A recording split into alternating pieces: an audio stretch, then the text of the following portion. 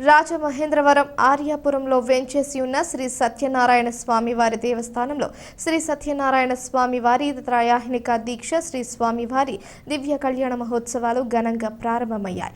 ఆదివారం ఉదయం 5 గంటల నుంచి స్వామివారికి ప్రత్యేక పూజలు, అభిషేకాలు నిర్వహించారు.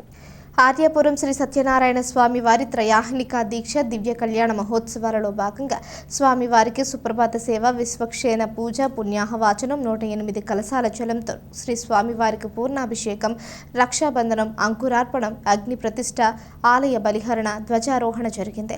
ఉదయం 8 గంటల నుంచి పాణిగిపల్లి పవన్ కుమార్ ఆచార్యుల పర్యవేక్షణలో స్వామివారికి సామూహిక సత్యనారాయణ స్వామి వారి వ్రతాలు నిర్వహించారు. భక్తులు పెద్ద ఎత్తున సత్యనారాయణ స్వామి వ్రతాల్లో పాల్గొన్నారు.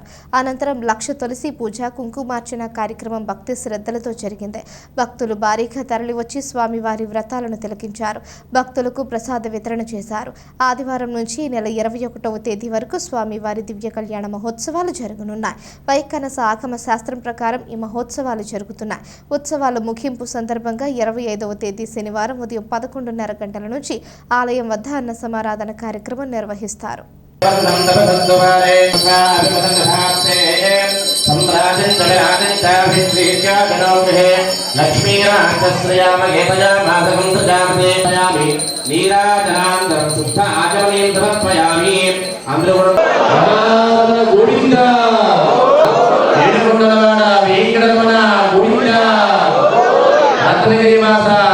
శంకారదండాంబుజహస్తమాజ్యం విభ్రాజితం కౌస్తుభమాలికాభ్యాం గోక్షీరవర్ణం హృది సత్యపూర్వం నారాయణం నౌమి రమాసమేతం.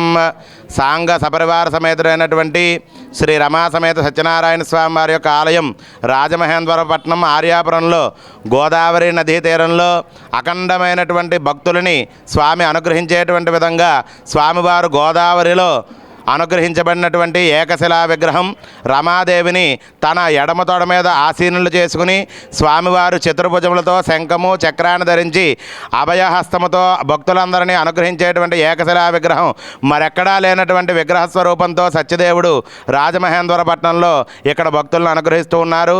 ఈ స్వామివారి యొక్క ఆలయంలో ప్రతినిత్యము కూడా అనేక మంది భక్తులు సుదూరమైనటువంటి ప్రాంతాల నుంచి విచ్చేసి సత్యనారాయణ స్వామి వారి యొక్క వ్రతములు ఆచరించి స్వామి అనుగ్రహాన్ని పొందుతూ ఉంటారు.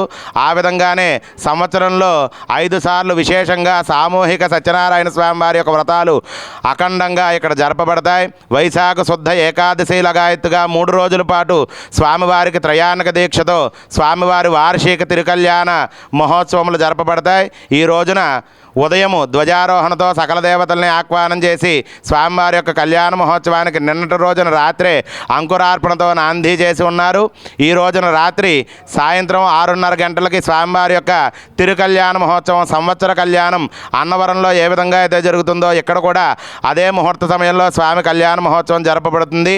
రెండో రోజున స్వామివారికి విశేషమైనటువంటి ఉత్సవము రాత్రి సదస్య వేద ఆశీర్వచన కార్యక్రమం, మూడో రోజు ఉదయం చక్రతీర్థము, స్వామివారి యొక్క విశేషమైనటువంటి చక్రస్నాన కార్యక్రమం, శ్రీ విష్ణు కళ్యాణనగమే చక్రతీర్థేషు పావని తైల అభ్యంగన నదీ స్నానం కోటి యజ్ఞ ఫలం లభేత్. విష్ణు కళ్యాణం ఎక్కడైతే జరుగుతుందో ఆ జరిగినటువంటి 3వ రోజు లేదు 5వ రోజు జరిగేటువంటి చక్రతీర్థము చక్రస్నానంలో ఎవరైతే పాల్గొంటారో వారందరికీ కూడా కోటి యజ్ఞములు చేసినటువంటి ఫలితం ఆ మహావిష్ణువు అనుగ్రహిస్తారు అని చెప్పి వేదవచనం కనుక భగవత్ వైఖానస ఆగమ శాస్త్రోక్సారంగా స్వామివారి యొక్క కళ్యాణ మహోత్సవాలు 3వ రోజున ఉదయం పూర్ణాహుతి చక్రతీర్థంతో వైదికమైన కార్యక్రమాలు పరిపూర్ణమై 3వ రోజున రాత్రి స్వామివారి యొక్క పుష్పోత్సవము, ఊంజల సేవ, పౌలంప సేవతో స్వామివారి యొక్క దీక్షాపూర్వకమైనటువంటి కళ్యాణ మహోత్సవాలు పరిపూర్ణం అవబడతాయి. కనుక 50 మంది భక్తులు కూడా జరిగేటువంటి తిరుకల్యాణ మహోత్సవంలో పాల్గొని తరించవలసిందిగా కోరుతున్నాం. ప్రతినిత్యము కూడా సత్యదేవుడి యొక్క వ్రతములు ఇక్కడ జరపబడతాయి. అందరూ కూడా ఈ అవకాశాన్ని వినియోగించుకుని తరించి స్వామివారి యొక్క ఆలయంలో ప్రతినిత్యం అన్నదాన కార్యక్రమం ఉన్నది. అదేవిధంగా FDR రూపంలో మీరు ఇచ్చినటువంటి ధనాన్ని స్వామివారి దగ్గర నిక్షిప్తం చేసి ఆ ధనం పైన వచ్చినటువంటి వడ్డీతో సంవత్సరానికి ఒకసారి అన్నదాన కార్యక్రమం, స్వామికి అర్చన, విశేషమైనటువంటి భోగం చేసేటువంటి ప్రక్రియ ఈ ఆలయంలో జరపబడుతుంది. కనుక అందరూ కూడా నిత్యాన్నదాన కార్యక్రమం స్వామివారి యొక్క సర్వసేవల యందు పాల్గొని తరించవలసిందిగా కోరుతున్నాం. స్వామివారి యొక్క ఆలయంలో సుమారుగా 108 వ్రతములు జరపబడుతున్నాయి. స్వామివారి యొక్క ఆలయంలో కూడా గర్భాలయంలో కూడా స్వామివారి స్వామివారి యొక్క సత్యనారాయణ స్వామివారి యొక్క వ్రతములు జరపబడతాయి. బయట మండపారాధనతో జరపబడేటువంటి వ్రతములు స్వామివారి యొక్క గర్భాలయంలో విశేషంగా అర్చన అభిషేకంతో స్వామివారి యొక్క వ్రతకథ చెప్పి జరపబడుతుంది. కనుక ఈ ఆలయంలో 2 విధములుగా సర్వ సౌకర్యములుగా స్వామివారి యొక్క వ్రతములు జరపబడుతున్నాయి. కనుక అందరూ కూడా తరించవలసిందిగా ఆహ్వానిస్తున్నాం. నా పేరు పానింగిపల్లి సత్యపవన్ కుమారాచార్యులు. ఈ దేవాలయంలో స్వామివారి యొక్క అర్చనాది కైంకర్యాలు చేసేటువంటి అర్చక స్వామివారి యొక్క కుమారుడిగా యాజ్ఞిక బ్రహ్మగా ఈ దేవాలయంలో స్వామి కైంకర్యాలని చేసుకుంటూ ఉన్నాం. జై శ్రీరామ్.